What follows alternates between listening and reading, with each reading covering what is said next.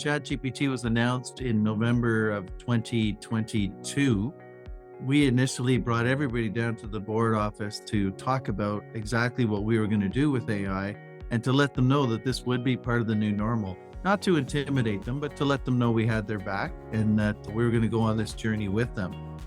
And when we implemented using ALP for consulting, because we realized we didn't have all the knowledge ourselves, that was a really big step. Very quickly, we went from learning to implementation. And it was almost like two roads on the same highway where we started implementing, working with vendors in order to find AI tools that were going to support students. And then from implementation, now we're moving towards use cases where we can use those use cases in order to show people that this will make a difference for students. Between the guiding principles, where we talk about prioritizing a humane and ethical use, a focus on education and learning, the equity piece, all of those things, they find themselves in the use cases. It's a logical progression where we actually get to the level of how are teachers using this for lesson planning? How does it impact assessment and evaluation? How does it improve access for things like translation or for students who have significant learning challenges, students who may not be at grade level to access work that's proximal to their learning?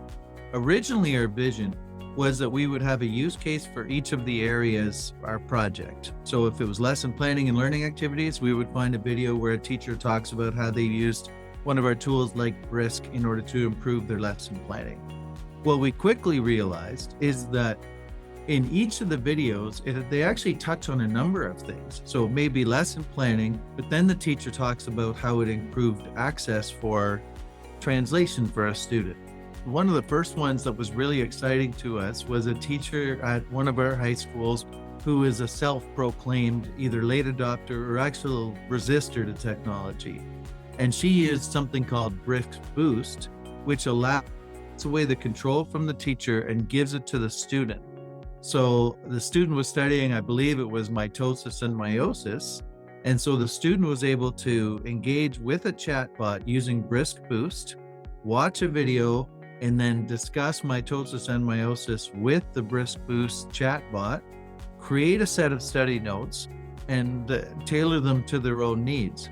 So the teacher in the end, who was again a skeptic, not a cynic, but a skeptic, sent us a note afterwards saying she's never felt more control in her classroom to be able to allow students to learn at their own pace, to learn something they wanted to learn, to be agents in their own learning, all because of the AI. And while that student's working on that, she's able to support other students who may be struggling. So it's just huge to us that a late adopter would be able to just give it a try, and then find success in that area. And we get to personalization and differentiation for that student. And again, the students end up with a real strong sense of self-efficacy and control over their own studying, their own learning style. We work with new teacher induction programs, so our new teachers who are brand new to the profession. And we talked about this 2 or 3 years ago where they're killing themselves to make lessons. And we had a plan in our head where we were going to create communities of learners. So if we took all the grade 3 teachers and put them together as a community of learners, they could support each other in lesson planning. That quickly evolved with AI. So now we have supports for those teachers. So if they're doing an ecology unit in grade 3, they can use our AI software to create units that actually parallel our deep learning. And they can do it very quickly. And because of our learning management system, they can share those resources with each other. The evolution for lesson planning, which we're seeing a big uptake because we do see the analytics on the back end, we are seeing a lot of teachers who are using this for lesson planning, and it's specific to Ontario curriculum. That's very exciting to me because when you talk about well-being, the hardest part of teaching is creating really good lessons, the marking of those lessons, which is very time consuming, and then you got to do it all again the next day. And you got to do it for 192 days.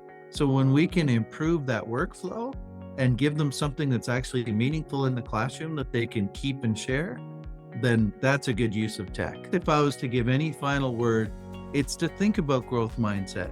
that you have to be prepared for the iterative cycle, that some things are going to fail. You're going to have to go back and reiterate. As long as the student's at the center and that we're always trying to improve the student experience and to provide access for all students, regardless of need, then you're going to be successful. So it'd be different rates of speed with the success, but you're going to be successful as long as you keep that human at the center, the focus on education and learning, and that we're doing this for kids.